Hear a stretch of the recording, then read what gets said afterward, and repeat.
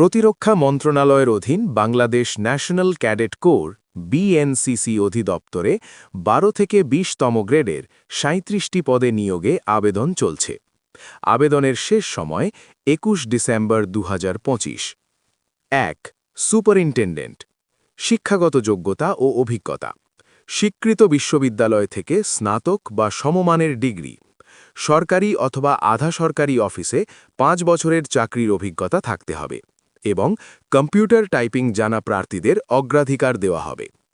বেতন গ্রেড ও স্কেল ১১,৩০০ থেকে ২৭,৩০০ টাকা, গ্রেড ১২। ২. ড্রাফটসম্যান। শিক্ষাগত যোগ্যতা ও অভিজ্ঞতা।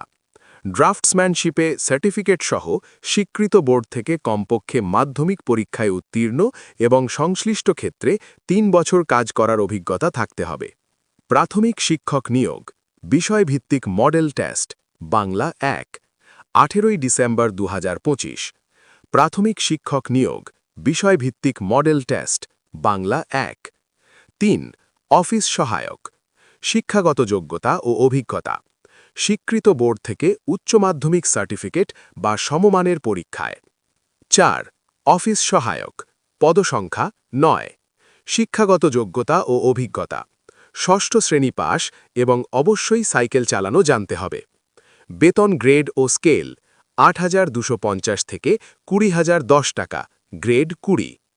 ৫. মালি। পদসংখ্যা ২। শিক্ষাগত যোগ্যতা ও অভিজ্ঞতা।